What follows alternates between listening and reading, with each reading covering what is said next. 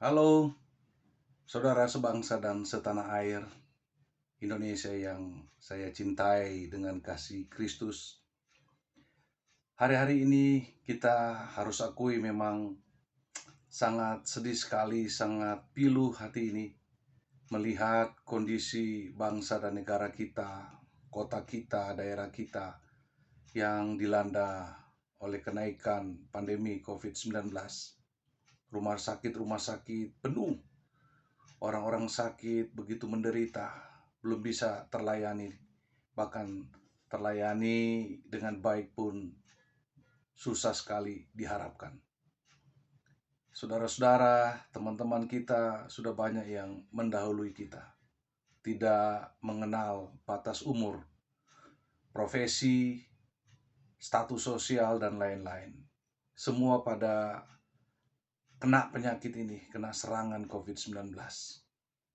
Semua menjadi galau dan sedih. Tetapi di sisi yang lain, saya juga merasa sangat kecewa sekali, marah, bercampur aduk di batin ini, karena melihat masih begitu banyak orang yang tidak peduli dengan bahaya COVID-19. Bahkan mereka menganggap ini hanya konspirasi lah segala macam. Nah, seperti ini saya mendengar dari Pak Rudi Kamri, ini sangat menyedihkan sekali. Coba saudara-saudara dengar ya, itu tidak masuk di akal pikiran kita. Seorang yang berpendidikan tinggi tapi masih berpikiran goblok dan tolol, bin bodoh dan ponga ini ya. Coba saudara perhatikan, dengar baik-baik. Sekarang saya mendapatkan satu artikel yang sangat-sangat lebih ganas, lebih jahat. Kenapa? Fitnah dan narasi ini dibangun oleh seorang guru besar dari perguruan tinggi negeri di Surabaya, yaitu ITS, Institut Teknologi 10 November Surabaya. Namanya Profesor Daniel Muhammad Rosid. Dia mengatakan bahwa tidak pernah ada pandemi. Yang ada adalah pandemisasi, dan pandemisasi COVID ini adalah merupakan senjata pembunuh massal yang sengaja diciptakan oleh rejim pemerintah untuk menguasai Indonesia. Wah, ini lihat saudara, luar biasa. Ya, saudara-saudara bisa membayangkan bagaimana seorang guru besar yang otaknya harus dipersembahkan untuk kemajuan bangsa, tetapi penuh fitnah, ya, penuh provokasi yang sangat mengerikan. Dan saya berharap aparatur negara tidak membiarkan orang ini. Dia harus diproses hukum. Dan ini fitnah yang sangat keji, sampai mengatakan sebagai senjata pembunuh massal oleh pemerintah. Wah, ini sangat mengerikan sekali, saudara-saudara. Sangat mengerikan. Jadi bangsa kita ini memang luar biasa pergumulannya. Banyak orang mengalami kekhawatiran, ketakutan, dan kesedihan yang mendalam. Tetapi saudara-saudara yang dikasihi oleh Tuhan Yesus, kita tidak boleh terpuruk seterpuruk-puruknya. Kita tidak boleh khawatir sekuatir-kuatirnya. Kita tidak boleh takut setakut-takutnya. Sebab kita punya Tuhan yang berkuasa di sorga dan di bumi. Hanya Dia satu-satunya Tuhan dan Juru Selamat. Dia tidak pernah terkejut dengan pandemi COVID-19. Sebab Dia Allah yang Maha Tahu. Dia mengerti semua situasi yang ada saat ini. Dan kita percaya kepada Dia karena kita menjadi miliknya, yaitu Tuhan kita Yesus Kristus. Kita tidak perlu takut setakut-takutnya. Keadaan apapun tetap di dalam kendalinya. Karena jelas dikatakan di dalam Injil Dalam Matius 28 ayat 18, saudara-saudaraku, Yesus itu berkuasa di sorga dan di bumi. Virus, bakteri, dari hal yang tidak kelihatan sampai hal-hal yang besar, itu semua di dalam kendali dari Tuhan Yesus. Saya mau berpesan kepada saudara-saudara sebangsa dan setanah air. Apapun agamamu, apapun sukumu, apapun status sosialmu, apapun profesimu, jangan pernah takut. Ada satu pengharapan.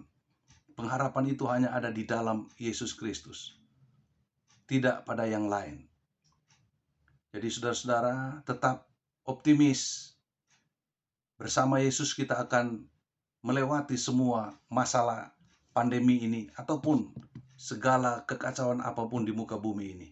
Kita percaya bahwa Dia tetap memegang kendali, Dia tetap berkuasa atas sorga dan bumi. Jadi saudara-saudara tetap ada pengharapan. Jangan khawatir sekuatir-kuatirnya. Dan jangan takut setakut-takutnya. Sebab kita masih punya pengharapan, yaitu di dalam Yesus Kristus. Dia yang mengendalikan seluruh alam semesta dan segala isinya. Tidak ada satu pun yang dapat bertahan di hadapan Tuhan. Tuhan itu berdaulat. Kalau Dia hentikan, virus ini pasti berhenti. Tapi kalau Dia masih izinkan, justru disitulah kita harus bertanya-tanya. Ya, kita harus bertanya dan mengevaluasi hidup kita selama di bumi ini. Terlalu banyak kerusakan-kerusakan yang kita lakukan di alam semesta milik kepunyaan Tuhan ini. Itu sebabnya kalau Dia mengizinkan pandemi ini, harusnya kita mengevaluasi diri kita. Kita harus minta ampun kepada Dia yang pemilik semesta ini. Manusia terlalu rakus, tamak, mengeksploitasi alam semesta ini untuk kepentingan pribadi, untuk kepentingan ekonomi, untuk kepentingan kekuasaan. Semua berlomba-lomba untuk mau menguasai, tidak mau dikuasai. Harusnya kita punya prinsip hidup harus dikuasai oleh Sang Pencipta, Tuhan Yesus Kristus, pemilik alam semesta ini. Bukan menguasai. Kita semua manusia tidak punya hak apapun di bumi ini. Tidak punya. Semua itu adalah pemberian Tuhan. Jadi jangan berlagak kita pemilik. Bangsa-bangsa besar, negara-negara besar juga penuh kesombongan. Mereka mampu membuat senjata-senjata canggih, ya, alutsista dan sebagainya. Tujuannya hanya satu, bukan cuma mempertahankan diri, tapi mau menguasai bangsa-bangsa yang lain. Tuhan Yesus sudah berpesan pada akhir zaman akan terjadi peperangan antara bangsa, negara dengan negara. Luar biasa apa yang sudah dikatakan Tuhan Yesus. Jadi kalau kita menderita di bumi ini bukan salahnya Tuhan, tapi salahnya manusia yang rakus dan tamak, yang mau menguasai alam semesta sehingga melupakan prinsip-prinsip kebenaran firman Tuhan. Jadi saudara-saudara, mari kita jadi orang Indonesia yang beragama, yang bahu-membahu, bukan saling memfitnah di tengah-tengah pandemi ini. Tapi mari kita selesaikan bersama-sama bergandengan tangan. Dan satu jalan untuk menyelesaikan masalah pandemi, bahkan masalah ekonomi kita. Ya, masalah ekonomi kita yang menurut banyak orang utang sudah semakin banyak. Tapi kita percaya bersama Yesus semua dapat kita selesaikan. Sebab Yesus Sang Penguasa surga dan bumi. Jangan pernah takut saudara-saudara, jangan pernah takut. Kita berjalan bersama Yesus. Kita pasti menang, bukan mudah-mudahan menang. Pasti menang sebab Dia sudah menang. Dia sudah mengalahkan musuh terbesar umat manusia, yaitu maut di atas kayu salib 2000 tahun yang lampau. Hanya Yesus satu-satunya jalan. Saudara-saudara, saya mengajak kita untuk mendengar satu lagu, ya, lagu yang sangat menguatkan hati, terutama saya dapat berkat dari lagu ini di saat-saat susah, di saat-saat hidup terasa tertindih dengan beban berat. Pujian ini sangat menguatkan. Jangan pernah takut. Tuhan selalu menolong. Saudara-saudara, liriknya sangat indah sekali. Saya bukan penyanyi, saudara, bukan artis. Tapi saya mau menyanyikan pujian ini. Mudah-mudahan lagu pujian ini menguatkan saya dan menguatkan kita semua. Tuhan selalu menolong.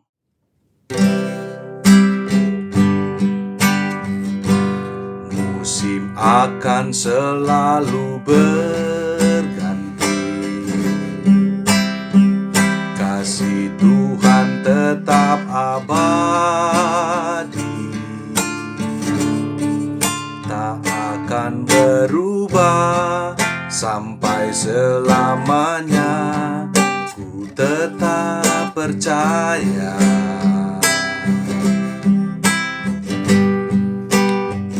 Ku yakin Tuhan memberkati. Ku yakin Tuhan melindungi. Burung di udara Tuhan pelihara karena kasih-Nya. Tuhan selalu menolongku, selalu menjagaku.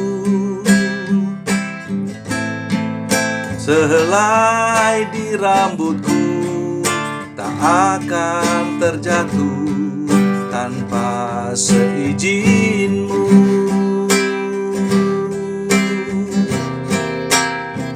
Tuhan selalu menolongku, selalu menjagaku. Dia mengenyangkanku dan peliharaku seumur hidupku. Tuhan selalu menolongku, selalu menjagaku.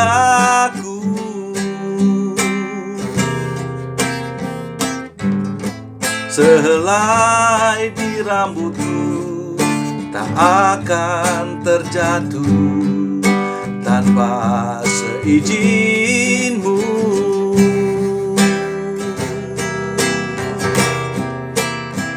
Tuhan selalu menolongku,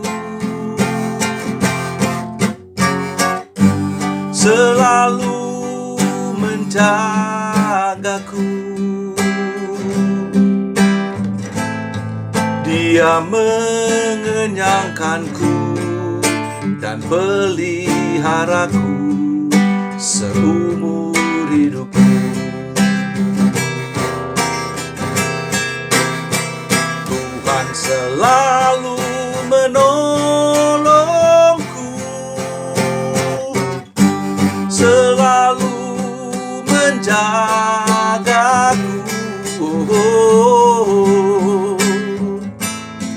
Dia mengenyangkanku dan peliharaku seumur hidupku.